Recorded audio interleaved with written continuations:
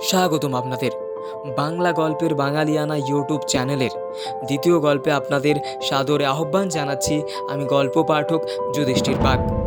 আজ শুনবেন লেখক বিভূতিভূষণ বন্দ্যোপাধ্যায়ের লেখা বিভূতি গল্প সমগ্র থেকে নেওয়া একটি ছোট গল্প, তাল নবমী।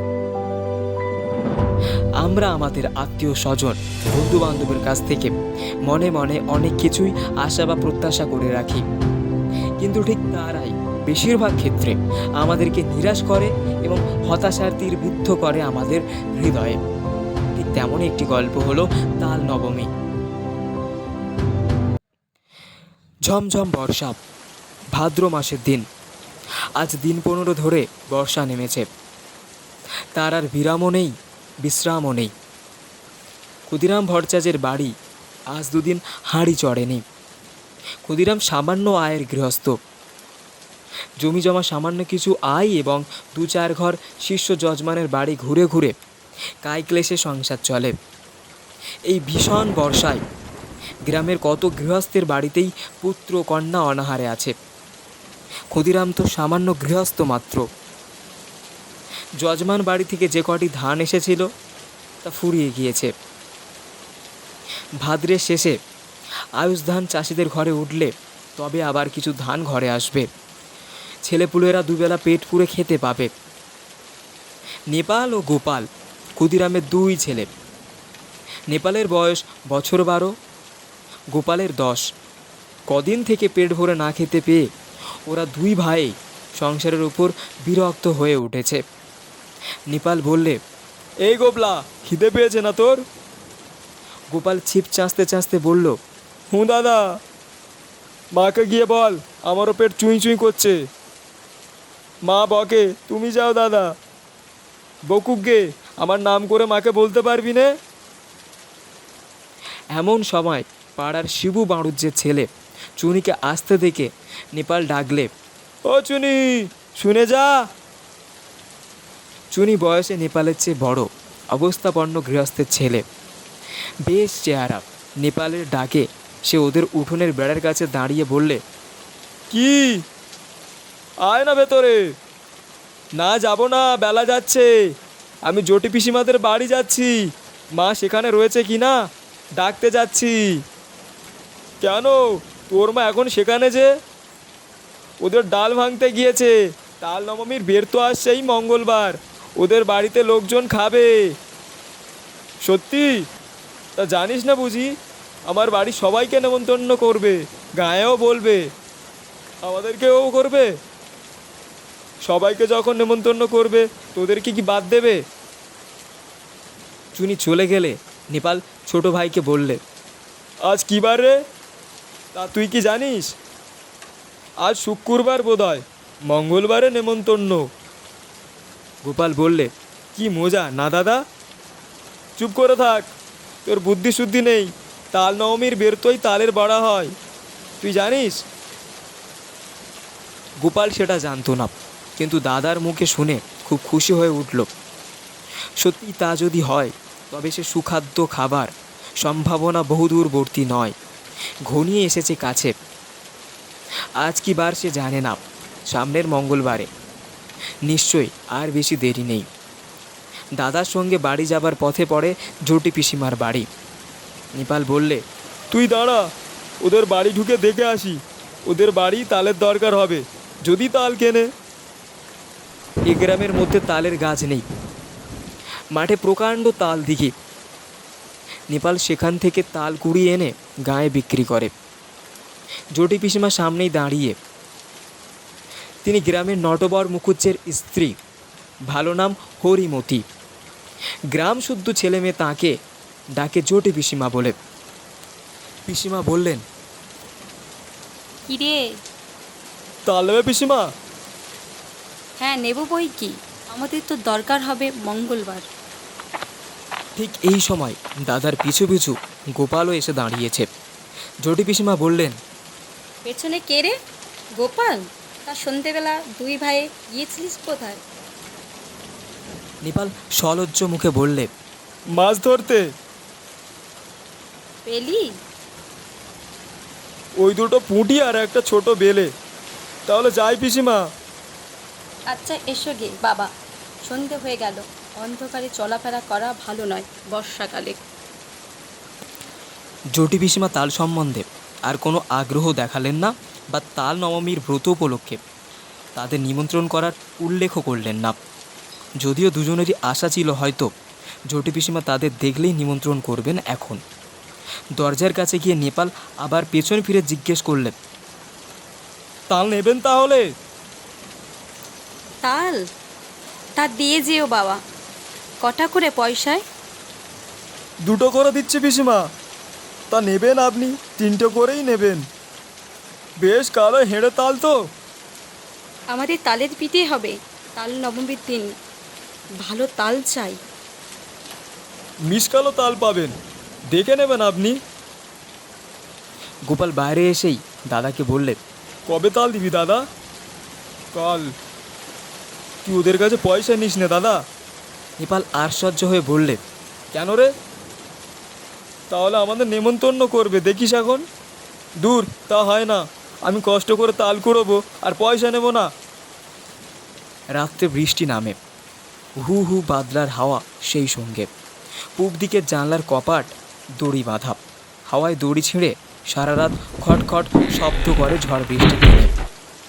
গোপালের ঘুম হয় না, তার যেন ভয় ভয় করে। সে শুয়ে শুয়ে ভাবছে, দাদা তাল যদি বিক্রি করে তবে ওরা আর নিমন্ত্রণ করবে না। তা কখনো করে? খুব ভোরবেলা উঠে গোপাল দেখলে বাড়ির সবাই ঘুমিয়ে, কেউ তখনও ওঠেনি। রাত্রের বৃষ্টি থেমে গিয়েছে, সামান্য একটু টিপটিপ বৃষ্টি পড়ছে। গোপাল এক ছুটে চলে গেল গ্রামের পাশে সেই তাল দিঘির ধারে। মাঠে 1 হাঁটু জল আর কাদা। গ্রামের উত্তর পাড়ার গণেশ কাওড়া নাঙল ঘাড়ে এই এত সকালে মাঠে যাচ্ছে। ওকে দেখে বললে, কি খোকা ঠাকুর, যাচ্ছ কেন এত ভোরে? তাল কুড়োতে দিঘির পাড়ে। বড্ড সাপের ভয় খোকা ঠাকুর, বর্ষাকালে ওখানে যেও না একা একা। গোপাল ভয়ে ভয়ে দিঘির তাল পুকুরের তালের বনে ঢুকে তাল খুঁজতে লাগলো। বড় আর কালো কুচকুচে একটা মাত্র তাল জলের ধারে পড়ে। সেটা কুড়িয়ে নিয়ে ফিরে আসবার পথে আরও গোটা 3 ছোট ছোট তাল পাওয়া গেল। ছেলে মানুষ, এত তাল বয়ে আনার সাধ্য নেই। 2টি মাত্র তাল নিয়ে সোজা একেবারে জটি পিসিমার বাড়ি হাজির। জটি পিসিমা সবে মাত্র সদর দোর খুলে দোর গোড়ায় জলের ধারা দিচ্ছেন। ওকে এত সকালে দেখে অবাক হয়ে বললেন, কিরে খোকা? গোপাল একগাল হেসে বললে, তোমার জন্য তাল এনেছি পিসিমা। জটি পিসিমা আর কিছু না বলে তাল 2টো হাতে করে নিয়ে বাড়ির ভেতরে চলে গেলেন। গোপাল একবার ভাবলে তাল নবমী কবে জিজ্ঞেস করি, কিন্তু সাহসে কুলায় না তার। সারাদিন গোপালের মন খেলাধুলোর ফাঁকে কেবলই অন্য মনস্ক হয়ে পড়ে। ঘন বর্ষার দুপুরে মুখ উঁচু করে দেখে নারকোল গাছের মাথা থেকে পাতা বেয়ে জল ঝরে পড়ছে। বাঁশঝাড় নুয়ে নুয়ে পড়ছে বাদলার হাওয়ায়। বকুলতলার ডোবায় কটকটে ব্যাঙের দল থেকে থেকে ডাকছে। গোপাল জিজ্ঞেস করলে, ব্যাঙগুলো আজকাল তেমন ডাকে না কেন মা? গোপালের মা বলেন, নতুন জলে ডাকে, এখন পুরনো জলে তত আমোদ নেই ওদের। আজ কি বার মা? সোমবার। কেন রে, বারের খোঁজে তোর কি দরকার? মঙ্গলবার তাল নবমী না মা? তা হয়তো হবে, কি জানি বাপু, নিজের হাড়িতে চাল জোটে না, তাল নবমীর খোঁজে কি দরকার আমার। সারাদিন কেটে গেল। নেপাল বিকেলের দিকে জিজ্ঞেস করলে, জটি পিসিমার বাড়িতে তাল দিয়েছিলি তুই আজকে সকালে? কোথায় পেলি তুই? আমি তাল দিতে গেলে পিসি বললেন, গোপাল তাল দিয়ে গেছে, পয়সা নেয়নি। কেন দিতে গেলি তুই? একটা পয়সা হলো দুজনে মুড়ি কিনে খেতাম। ওরা নেমন্তন্ন করবে দেখিস দাদা, কাল তো তাল নবমী। সে এমনিই নেমন্তন্ন করবে, পয়সা নিলেও করবে। তুই একটা বোকা। আচ্ছা দাদা, কাল তো মঙ্গলবার না? রাত্রে উত্তেজনায় গোপালের ঘুম হয় না। বাড়ির পাশের বড় বকুল গাছটা জোনাকির ঝাঁক জ্বলছে। জানলা দিয়ে সেদিকে চেয়ে চেয়ে সে ভাবে, কাল সকালটা হলে হয়, কতক্ষণে যে রাত পোহাবে। জটি পিসিমা আদর করে ওকে বললেন, খাওয়ানোর সময়, খোকা, কাকুরের ডাল না নিবি? মুখের ডাল বেশি করে মেখে নে। জটি পিসিমার বড় মেয়ে লাবণ্যদি একখানা থালায় গরম গরম তিল পিটুলি ভাজা এনে ওর সামনে ধরে হেসে বললে, খোকা কখানা নিবি তিল পিটুলি? বলেই লাবণ্যদি থালাখানা উপুর করে তার পাতে ঢেলে দিলেন। তারপর জটি পিসিমা আনলেন পায়েস আর তালের বড়া। হেসে বললেন, খোকা চাই তাল কুড়িয়ে দিয়েছিলি, তাই পায়েস হলো, খা খা, আজ যে তাল নবমী রে। কত কি চমৎকার ধরনের রাধা, তরকারির গন্ধ বাতাসে, খেজুর গুড়ের পায়েসে সুগন্ধ বাতাসে। গোপালের মন খুশি ও আনন্দে ভরে উঠল। সে বসে বসে খাচ্ছে, কেবলই খাচ্ছে। সবারই খাওয়া শেষ, ও তবুও খেয়েই যাচ্ছে। লাবণ্যদি হেসে হেসে বলছে, আর নিবি তিল পিটুলি ও গোপাল? হঠাৎ গোপাল চোখ চেয়ে দেখলেন জানালার পাশে বর্ষার জলে ভেজা ঝোপঝাড়। তাদের সেই আতা গাছটা, সে শুয়ে আছে তাদের বাড়িতে। মার হাতের মৃদু ঠেলায় ঘুম ভেঙেছে। মা পাশে দাঁড়িয়ে বলছেন, ওঠ ওঠ, বেলা হয়েছে কত, মেঘ করে আছে তাই বোঝা যাচ্ছে না। বোকার মতো ফ্যালফাল করে সে মায়ের মুখের দিকে চেয়ে রইল। আজ কি বার মা? মঙ্গলবার। তাও বটে, আজই তো তাল নবমী। ঘুমের মধ্যে ওসব কি হিজিবিজি স্বপ্ন সে দেখছিল। বেলা আরও বাড়লে ঘন মেঘাচ্ছন্ন বর্ষার দিনে যদিও বোঝা গেল না বেলা কতটা হয়েছে। গোপাল দরজার সামনে একটা কাঠের গুঁড়ির ওপর ঠায় বসে রইল।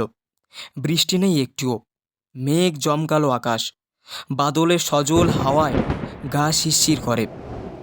গোপাল আশায় আশায় বসে রইল বটে, কিন্তু কই, পিসিমাদের বাড়ি থেকে তো কেউ নেমন্তন্ন করতে এলো না। অনেক বেলায় তাদের পাড়ার জগবন্ধু চক্রবর্তী তাঁর ছেলে মেয়েকে নিয়ে সামনের পথ দিয়ে কোথায় যেন চলেছেন। তাদের পেছনে রাখাল রায় ও তাঁর ছেলে শানু, তার পেছনে কালীবর বাড়ুজ্যের ছেলে, বড় ছেলে পাঁচু ও পাড়ার হরেন। গোপাল ভাবলে এরা যায় কোথায়? এ দলটি চলে যাবার পরে বুড়ো নবীন ভট্টাচার্য ও তার ছোট ভাই দিনু সঙ্গে এক পাল ছেলে মেয়েকে নিয়ে চলেছে। দিনু ভট্টাচার্যের ছেলে কুড়োরাম ওকে দেখে বললে, এখানে বসে কেন রে, যাবি রে? গোপাল বললে, কোথায় যাচ্ছিস তোরা? জটি পিসিমাদের বাড়ি তাল নবমীর নেমন্তন্ন খেতে, করেনি তোদের? ওরা বেঁচে বেঁচে বলেছে কি না, সবাইকে তো বলেনি। গোপাল হঠাৎ রাগে অভিমানে যেন দিশেহারা হয়ে গেল। রেগে দাঁড়িয়ে উঠে বললে, কেন করবে না আমাদের নেমন্তন্ন? আমরা এর পরে যাব। রাগ করবার মতো কি কথা বলেছে সে বুঝতে না পেরে কুড়োরাম অবাক হয়ে বললে, বারে, তা এত রাগ করিস কেন, কি হয়েছে?